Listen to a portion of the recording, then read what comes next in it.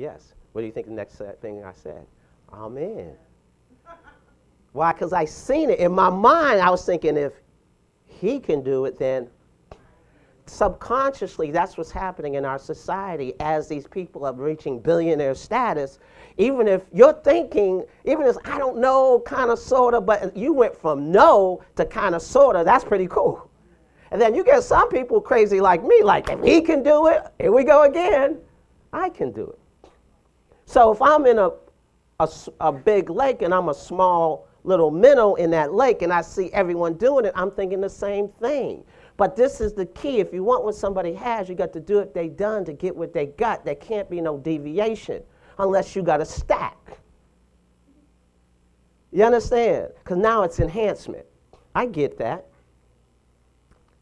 But if you never was taught personal credit worthy and business credit worthy, or you weren't taught the dynamics and somebody has done it and they say, do A, B, C, D. And you're like, yeah, I want to do A. Then you start doing D, and they come back and say, no, do A, B, C. Then you do E, and they say, no, come back. See, there are things that are going to relate to what I'm telling you today, but there are things you don't think they're relating, but they do. I'll give you an example. You ever see the first Karate Kid movie? You ever see that? For those of you who haven't seen it, there was a gentleman named Scott Baio. He starred in a movie called Karate Kid.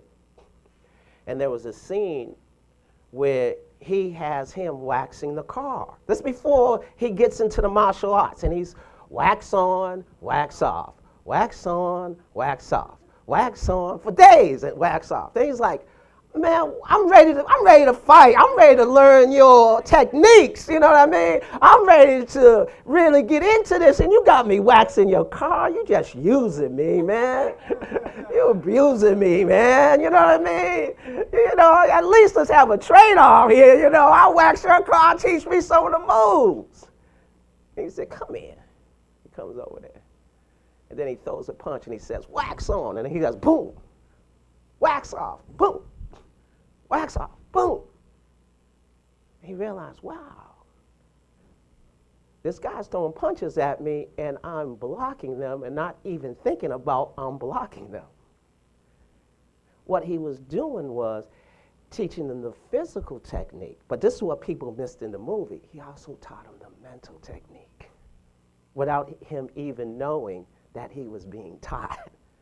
See, people didn't catch that. It's not just it was the mental capacity. It was in his subconscious mind. He had to get past the conscious mind to get to the subconscious mind. Because if he said do A, B, C, D, the conscious mind would have said D. You guys got that? So he made him do A, B, C, D without him realizing he was doing A, B, C, D. Because he made the task simple. See, sometimes we think this stuff is deep. It's only as deep as a puddle. We turn it mentally into an ocean. Like our struggles, how many of us have struggles and got over those struggles? But the problem is, the reason why it took so long, because we made it deeper than it really was. Our relationship, you're going to get depressed. And I understand love, and I get that. I've been there, done that. But after about a year or 2 years and you got over it, then you think, what was I thinking? Yeah, you know what I mean? I don't even, what was I thinking there? You know, but that just sidetracked you for months and some people years. But let me ask you, was it really that deep? We make emotional decisions. You know, one of the things we talk about, we all have struggles.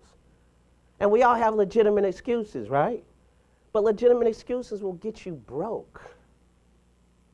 You keep accepting those excuses, you will not have anything. You gotta find a way. You gotta be able to evaluate and strengthen your emotional component. That's part of the balance.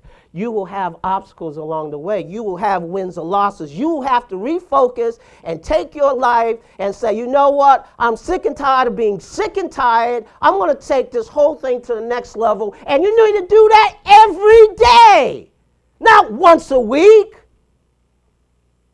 That's the problem. You can't stay consistent because you're letting your environment control you instead of you controlling your environment. And tell me if I'm lying here, because you can't, because you know you. Because you can lie to me, but you can't lie to that person in the mirror.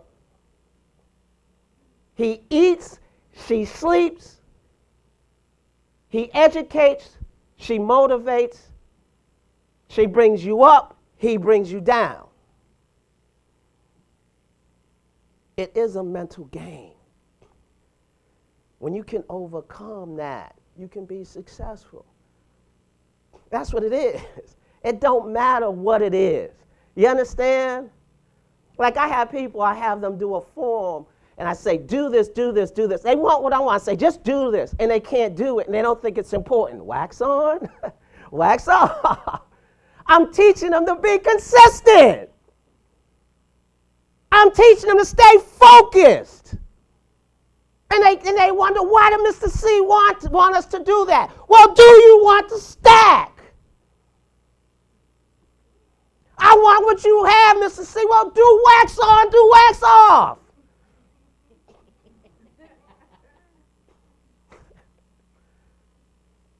And I'm easy compared to my mentors. Oh, my God. I remember I was talking to Greg Aaron, and I was like, man, you know, I'm a black man in America, and I got to take 10 steps to every white person's 5. Now, he's Jewish. He's white. You understand? And I was going off, and then he looked at me. He said, he stopped for a second. He said, then take them. If that's what it takes for you to be successful, you got to take 10 steps, then take them. And then he walks away. And I'm standing there like, pissed. But after a while, when I thought about what he said, I said, because I didn't think about the steps, I thought about my daughter. I didn't think about the steps, I thought about my dreams. I didn't think about the steps, I thought about what I wanted to accomplish in life. And I said, if it takes 10 steps to get that, it don't matter that it ain't fair. Like one of my mentors told me, he says, life ain't fair, you got to make it fair. So stop looking for life to be fair. It ain't happening, I promise you. One of the things I teach my kids, they already know that. I teach them, you don't get what you deserve. You get what you negotiate.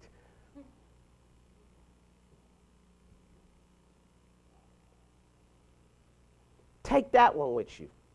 If there's any jewel I give you today, it ain't fair, and negotiate.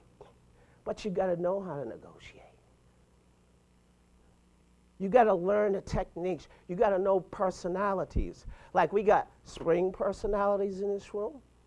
What are spring personalities? Spring personalities are individuals who are the tree huggers. They want everything to be harmonious. They don't want any ruffles. Why can't we all get along? Then you have your analytical personalities. We call them falls. Everything has to be in order. Everything's structured. Anything that goes in disarray, they don't like that. My accountant is very, very fall. And he needs to be. He loves at least 3 times a year. I'm going to a seminar in Las Vegas on how to manage your money.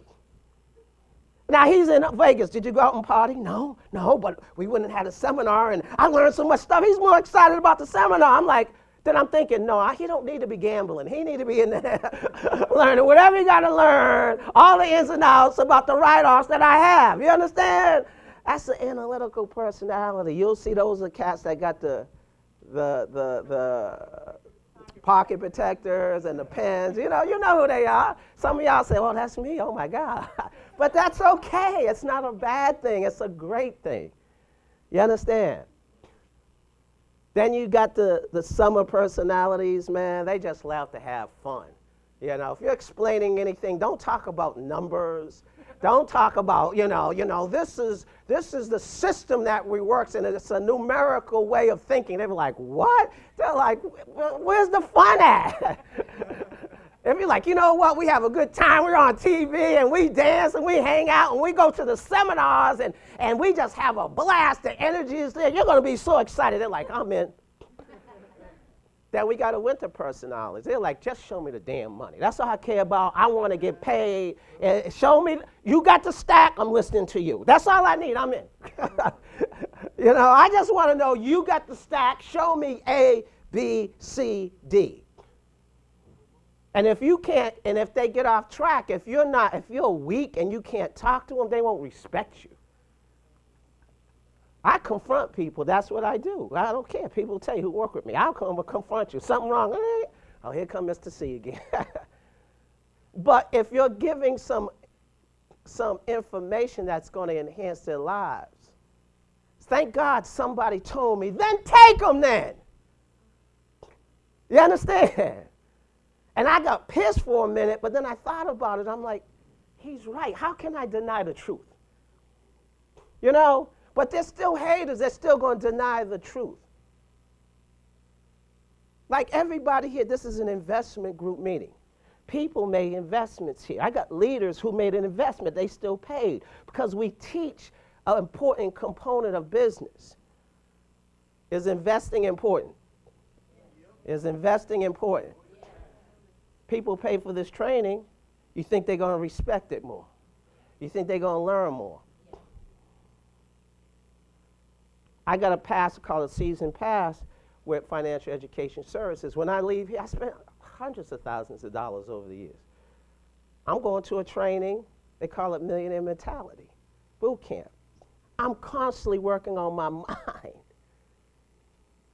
Constantly working on my mind. The investment is just not